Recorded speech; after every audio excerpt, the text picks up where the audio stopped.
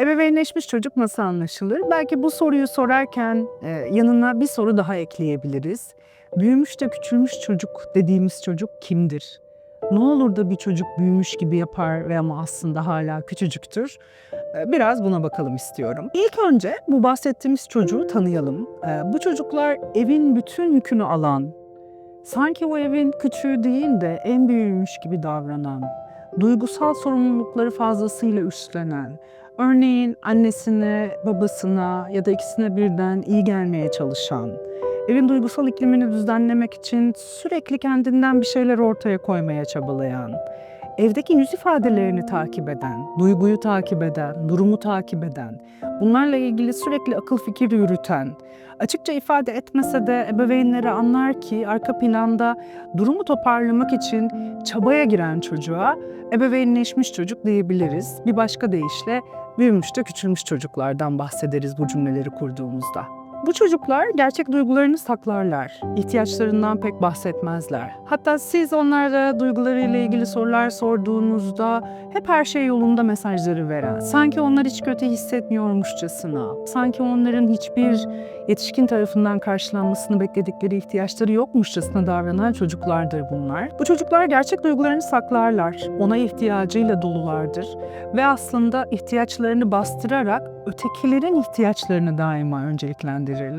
Ev ortamından bahsediyorsak bir çocuk kendi ihtiyacını bastırıp ötekinin ihtiyacıyla ilgileniyorsa o öteki muhtemelen ebeveynlerden biri ya da ikisi birdendir. Bu çocuklar aynı zamanda sorun çıkarmazlar. Evin cici kızı, uslu oğlanıdırlar.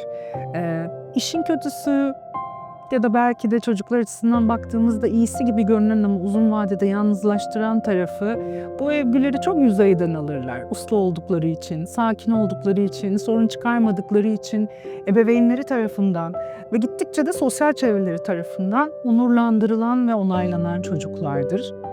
Aslında çocuk gibi çocuk değildir, büyümüş de küçülmüş çocuktur.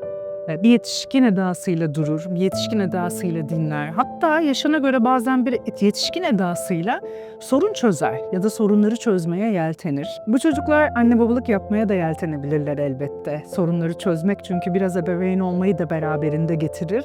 Bu sanki ebeveynin hediyesi gibi görünse de çocukların çocukluğunu onlardan alan, onları erkenden büyüten bir tavra doğru da onları sürüklüyor olabilir. Tabii ki anne babaya bu kadar dost olunca, anne babanın derdiyle, kederiyle, sorunuyla, ihtiyacıyla, duygusuyla bu kadar muhatap olunca kendi çocukluğundan epey bir uzaklaşma riski vardır bu çocuklar için. Peki neden böyle olur? Bir çocuk neden annesini babasını bu kadar taşır? Muhtemelen evde taşınması gereken bir duygu vardır. Hiçbir çocuk durup dururken bu kadar evin duygusal ikliminin sorumluluğunu o küçücük omuzlarına almaz. Bu bazen ebeveynin travmatik bir yaşantısı olabilir. Ebeveyn kocaman bir yas duygusunun içinde boğulmuş olabilir. Bunlar olurken farkında olmadan çocuktan bir şeyler beklemeye başlamış olabilir. Kendisini sakinleştirmesini, sorun çıkarmamasını, uslu durmasını, söz dinlemesini sözel olarak ifade etmese de çok içeriden bir yerden çocuğa bu mesajı vermeye başlamış olabilir. Bu gerçekliğin içinde elbette çocuk kendi çocukluğunu askıya alıp yetişkinin onayını almak için adeta kendisi de bir yetişkinmiş gibi davranmaya başlayabilir. Neden bir çocuk annesinin babasının tüm duygusal yükünü ve sorumluluğunu omuzlarına alır? Çünkü bu anne ya da bu baba farkında olarak ya da olmayarak kocaman bir duygusal ihmalin göbeğinde büyütüyor olabilir çocuğunu. Onun duygularıyla, ihtiyaçlarıyla, zorlanmalarıyla, negatifiyle yeterince kapsayıcı bir ebeveynlikten ilgilenmiyor olabilir. Bu da bir çocuğun aslında ebeveynleşmesine, erkenden o büyümüş de küçülmüş çocuk kalıbına girmesine zemin hazırlayabilir.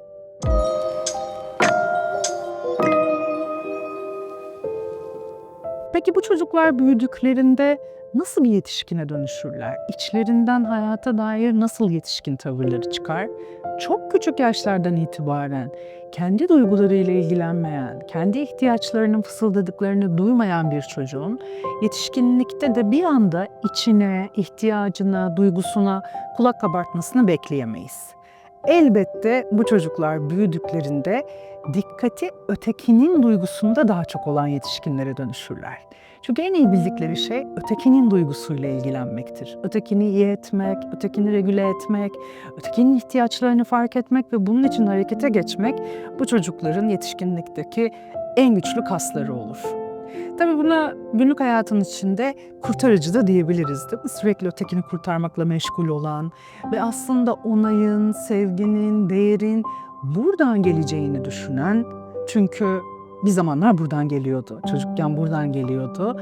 Yetişkinlikte yeni kararlar alana kadar onayın, sevginin, değerin tekrar buradan gelecek olduğunu düşünen yetişkinlere dönüşebilirler. Tabii bu çocuklar bu yaşamsal alışkanlıkla, bu ötekini görme ve gözetme adlı kasın güçlenmiş olmasıyla ebeveynleşebilecekleri ilişkiler seçerler. Bu sosyal hayatlarında da böyle olabilir, iş hayatlarında da ve hatta romantik ilişkilerinde de böyle olabilir.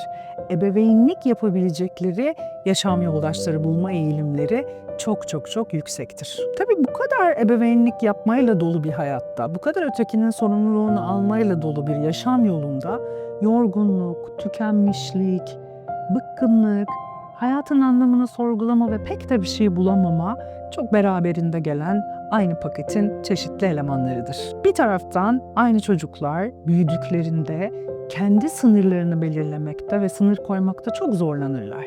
Çünkü ben de varım, öteki de var kası çokça çocuklukta işlemlenen ve gelişen bir kastır. Çocuklukta eğer ben de varım ve öteki de varın merkezinde büyümediyse bir çocuk, yetişkinlikte de kendini bu sulara çekmesi oldukça zor olabilir. Ailenin derdinin, kederinin içinde büyüyen çocuk, eğer ebeveyn de çocuğu o derde, kedere ortak görüyorsa, çünkü pek çok dertli ve kederli aile var ve çocuklarını buraya ortak etmeme kararı çok net bazı aileler için. Ama aile için eğer çocuk da bu sistemin bir parçası, o da elbette üzerine düşeni yapacak gibi bir yere konumlandırılıyorsa, bu çocuğun da erkenden büyümesi kaçınılmaz değil mi? O ailenin yükünü, kederini sırtlanabilmesi için biraz kendi çocukluğuna ara verip ya da belki de sonlandırıp onu bir yere koyup bu yetişkin dertleriyle erkenden muhatap olmak zorunda kalabilir. Bunun tek sebebi fiziksel olarak aynı ortamı paylaşmak değil ama. Fiziksel olarak aynı ortamı paylaştığı halde çokça korunan çocuklar da vardır yetişkin derdinden, kederinden. Burada aslında ebeveynlerin bir karar alması gerekir. Hayat bu ara zor, hayat bu ara kederli, hayat bu ara yoğun ve yorucu ve ben tüm bunların içinde çocuğumla nasıl ilgileneceğim? Çocuğumla ilgilenecek miyim? O bunların ne kadarını bilecek ve neresinde olacak? Üzerine çokça bilinçle düşünülmesi gereken sorulardır bunlar. Hepsini bir toparlayacak olursak, çocukluğunda yetişkin gibi davranmak zorunda kalanlar, yetişkin olduklarında çoktan yorulmuşlardır diyebiliriz. Peki diyelim ki bir şekilde olan oldu.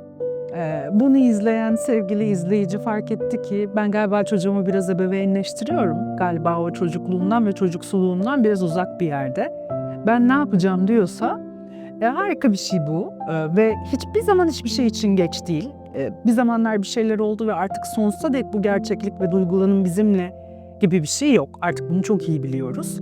O zaman ne yapacağız? Bunu fark eden yetişkin, bunu fark eden ebeveyn çok hızlı bir şekilde çocuğa cümle içinde, deneyimin içinde, yaşantının içinde çocuk olduğunu hatırlatmalı. Onun çocuksuluğunun altını çizmeli ve buraya biraz alkış tutmalı.